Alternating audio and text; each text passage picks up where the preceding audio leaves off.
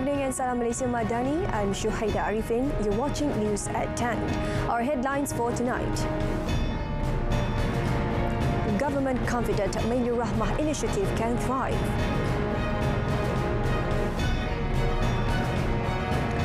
Police bust drug syndicate, 3 suspects arrested.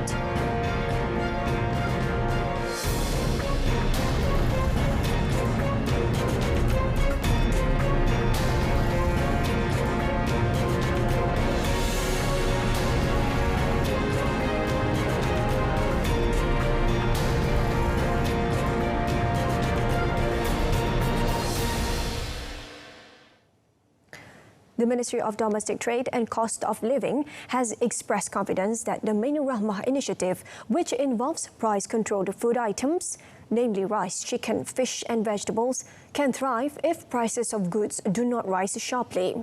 Minister Datuk Seri Salahuddin Ayub said the prices of these food items would not increase by a large amount within these 3 months as the prices are being controlled by the government. Datuk Seri Salahuddin said that the willingness of industry players was also an important factor in the effort to continue the Menu Rahmah program.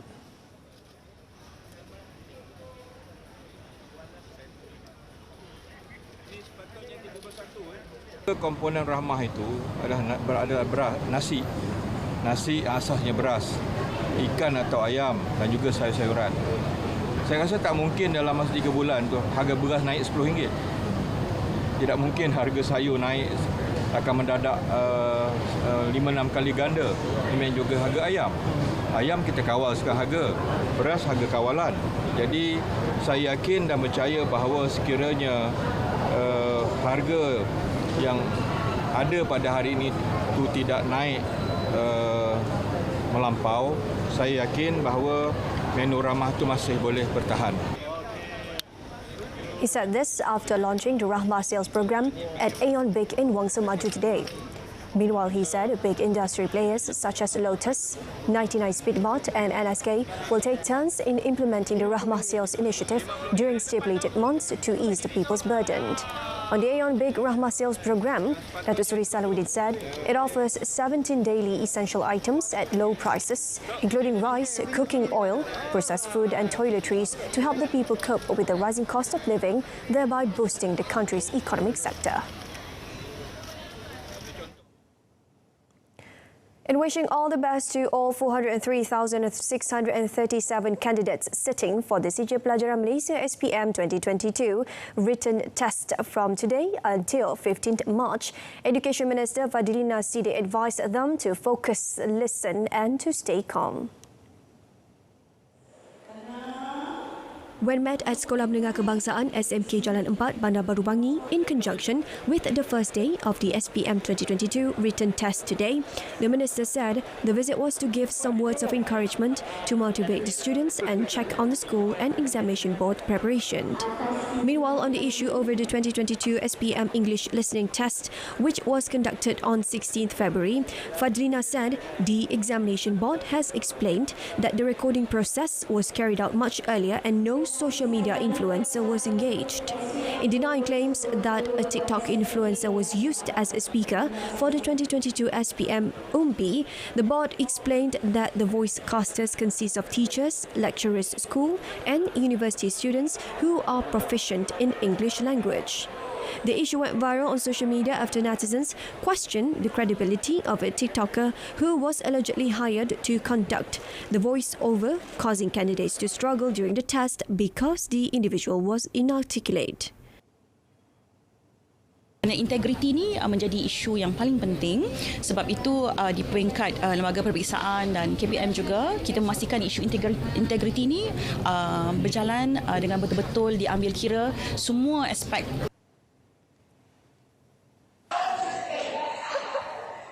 In another development, Fadilina said the Education Ministry has completed its investigation into the vandalism that occurred at a school in Pulau Pinang on 18 February after the students involved and their parents were called for a meeting on an intervention program to be carried out by the State Education Department JPN and the District Education Office.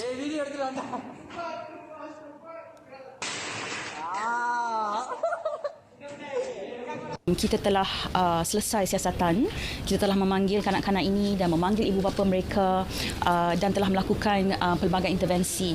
Dan proses intervensi ini juga telah dilakukan oleh pihak JPN dan PPD.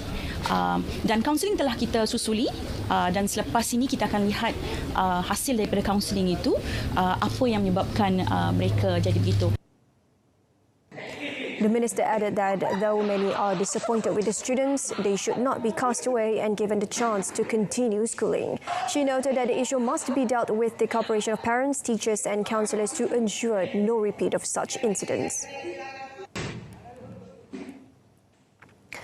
The Women, Family and Community Development Ministry will continue to push for the formation of a department to look after the interests of children. Its Minister Datuk Seri Nancy Shukri said the ministry had previously forwarded the proposal to Cabinet, but it was eventually rejected as it involved huge expenditure despite being initially accepted on principle. However, she said she will push for it again at the next Cabinet meeting on Friday before the retabling of Budget 2023.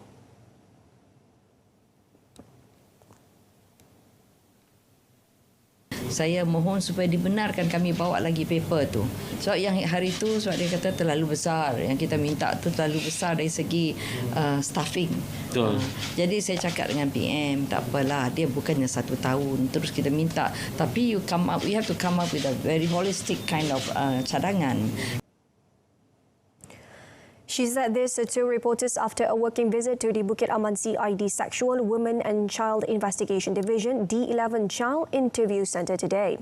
It was previously reported in December last year that a special department or institution is likely to be set up to look after the welfare and interests of children.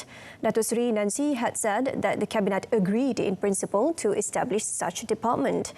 On the working visit, she said the police, especially the D11, needs the latest equipment and more personnel to curb crime under its purview.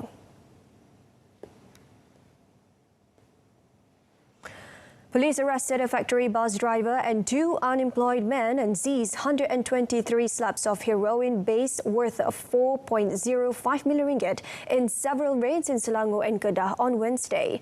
The drugs, which would eventually be processed out of the heroin base, were believed to have been meant for distribution in the Klang Valley. The raids on the syndicate, which is believed to have been active since November last year, were carried out by the Federal Police Narcotics Criminal Investigation Department. Acting Selangor Police Chief Dato' S. Sasikala Devi said all 3 of the men detained were Malaysians aged between 37 and 53. Dalam kedua-dua kes ini, satu suspek bekerja sebagai pemandu pekerja kilang, manakala 2 suspek lagi tidak bekerja. Ujian saringan awal air kencing ke semua suspek mendapati adalah negatif. Semakan mendapati 2 daripada suspek-suspek mempunyai rekod lampau.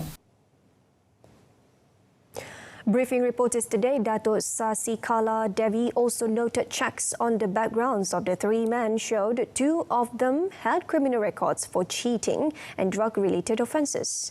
She said police had obtained remand orders to detain all 3 for 7 days to facilitate investigations under Section 39B of the Dangerous Drugs Act 1952 for trafficking.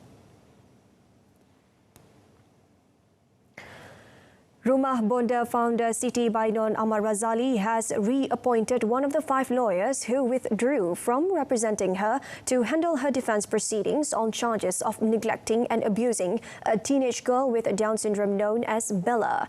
Siti Bainon, 31, told the court that she had appointed Muhammad Farhan Ma'ruf to represent her in the defence trial. Muhammad Farhan, when confirmed the matter, said he was reappointed by Siti Bainon yesterday. Subsequently, Deputy Public Prosecutor Zilfinas Abbas requested the court to record the chronology of the withdrawal of the lawyers representing Siti Bainon in the case. Following the withdrawal of the 5 lawyers, Siti Bainon was left with no legal representation in court. Last 26 January, Sessions Court Judge Izralizam Sanusi ordered Siti Bainon to enter her defence on the charges, even though she had no legal representation, saying that the proceedings should continue so as not to disrupt the progress of the case. On 24th December last year, the court ordered Siti Bainon to enter her defence on the charges of neglecting and abusing Bella after the prosecution succeeded in establishing a prima facie case against her at the end of the prosecution case. The procession of youths marching with a shield and weapon replicas at a gathering organised by a political party in City Terengganu last Friday has resulted in public unease. Home Minister Datuk Seri Saifuddin Nasution Ismail viewed the matter as serious, especially with elections to be held in several states, resulting in a tense political atmosphere. Elaborating further through a release statement, Datuk Seri Saifuddin Nasution said the public is aware that the country is facing challenges of the 3R politics, which consists of race, religion and royalty that has not subsided since the last general election. He said this requires all parties to be more sensitive and responsible to avoid a situation that could result in a heated situation. Datuk Seri Saifuddin Nasution said any action that displays weapons and expresses a military spirit is extremely unnecessary and it invites public anxiety. Touching on the video of the procession, which was posted on social media, he said it featured religious and war-themed chants and warned the public against displaying action that has the potential to threaten public peace and safety.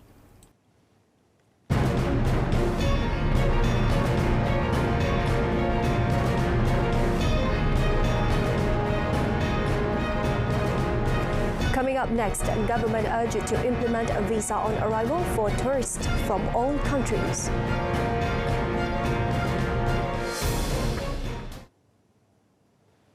The Malaysian Inbound Tourism Association, MITA, has urged for swift implementation of the Visa on Arrival VOA scheme for tourists from all countries. This is to bring in 15.5 million tourists this year and bolsters Malaysia's competitiveness in the global tourism industry, according to MITA President Uzaidi Udanis.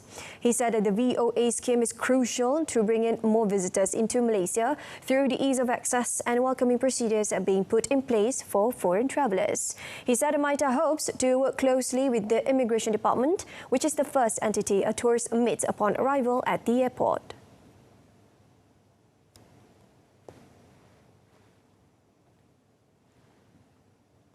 Countries like Thailand and Indonesia have been aggressive, very, very aggressive in marketing and providing all the facilities and convenience to all the tourists, especially from India and from China. And with Thailand expecting 1.4 million Indian tourists visitors this year, and Thailand also is expecting 10 million Chinese tourists this year alone. So far, Indonesia has been doing very well. In fact, Indonesia has received more than 200,000 Indians in last year. Briefing reporters today, Uzaidi said if the Immigration Department has unclear guidelines for tourists, it will make it difficult for the tourism industry. He cited previous cases of tourist groups being held on arrival due to security and being questioned by the authorities. He said Malaysia currently has a VOA scheme, but it is limited to 15 days with much documentation required and it is a long process. Previously, Tourism, Arts and Culture Tech Minister Datuk Seri Tiong King Sing had proposed a VOA scheme for tourists from all countries. This is to ensure Malaysia remains competitive in the global tourism industry. The government is mulling over the idea of establishing the long-awaited Malaysian Sustainable Natural Rubber MSNR guideline soon. Deputy Prime Minister Datuk Seri Fadilah Yusof said the guideline, which was initially announced in 2020, should be ready by now. Datuk Seri Fadilah, who's also Plantation and Commodities Minister, said the implementation would assist the rubber industry, especially the smallholders. This is because 90% of them populates the local rubber production industry.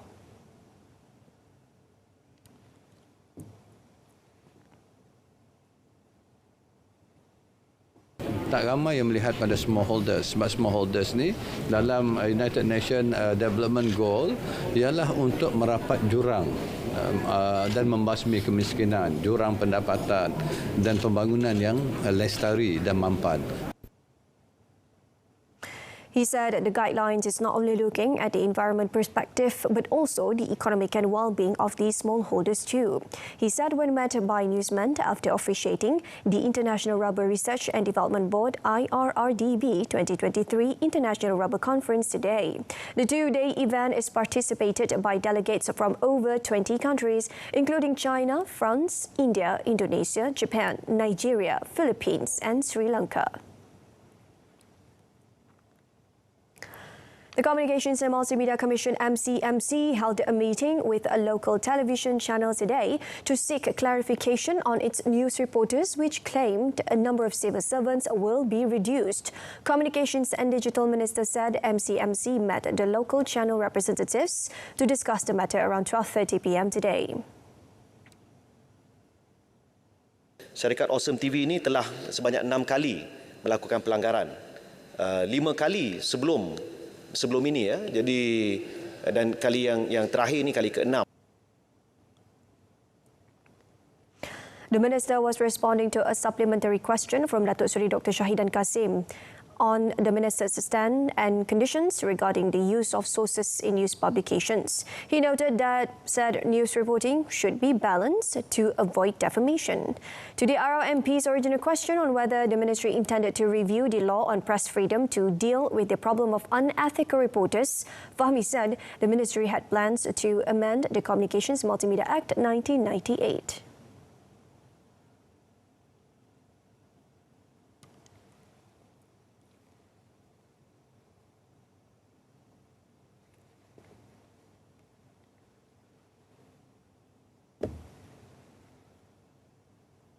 Memang Kementerian Komunikasi dan Digital berhasrat untuk meneliti, mengkaji semula serta meminda Akta 588. Tetapi pindaan ini bukanlah bertujuan untuk menyangkat kebebasan bersuara ataupun kebebasan media, tetapi lebih bagi memantapkan lagi rangka kerja kawal selia atau dengan izin regulatory framework, terutama berkait isu keselamatan dan kebolehpercayaan rangkaian dengan izin network security and reliability.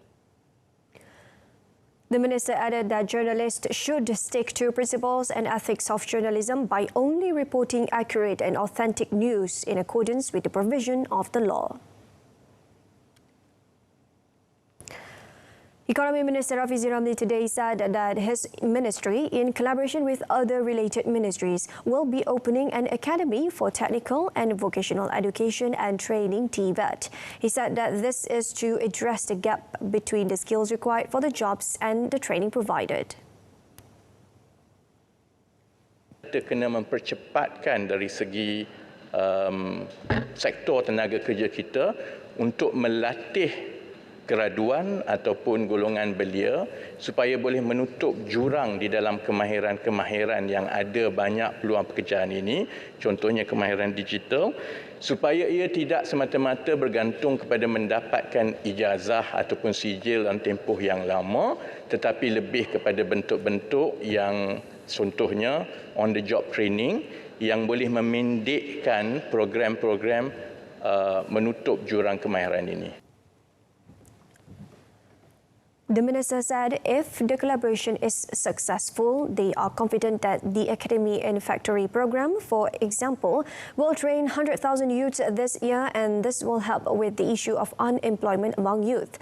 He added that many TVET certificates are based on outdated models of jobs from the 1990s and 2000s, which work with machines, whereas the current situation is the jobs are moving towards automation of tasks.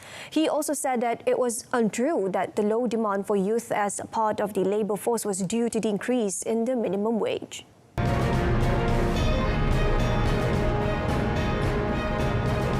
Coming up next in sports, a showdown with Turkmenistan and Hong Kong on local ground. Stay with us.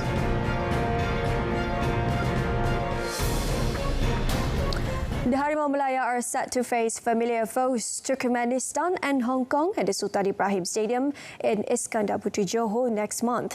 National team head coach Kim Panggon said both at world number 135 Turkmenistan and Hong Kong, ranked 146, are looking forward to take revenge on its charges after losing in previous matches. Malaysia ranked 145 defeated Hong Kong 2-0 in a friendly and Turkmenistan 3-1 in the 2023 Asian Cup qualifiers, both at the Bukit Jalil National Stadium in June. Turkmenistan, above than us. I think good team.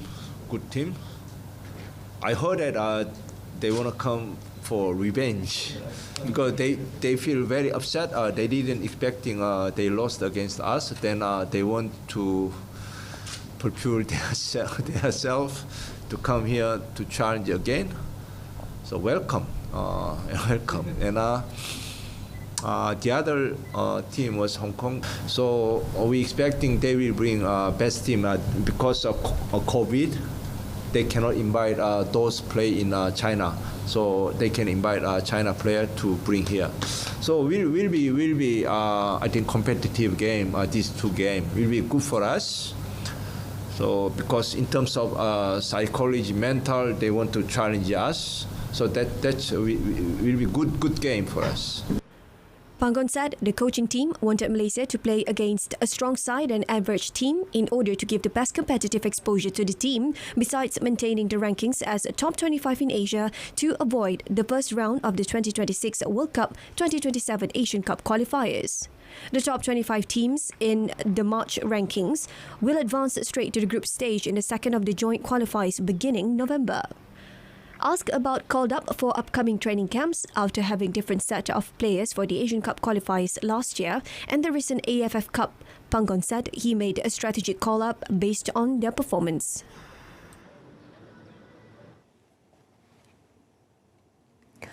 The Football Association of Malaysia FAM Grassroots Unit Head Cameron Ng has been appointed as the National Under-20 Women's Team Head Coach. FAM Secretary General Nur Azman Rahman, who announced the appointment, said Cameron has shown qualities to steer the team to the 2024 Asian Football Confederation AFC Under-20 Women's Asian Cup qualifiers beginning early March.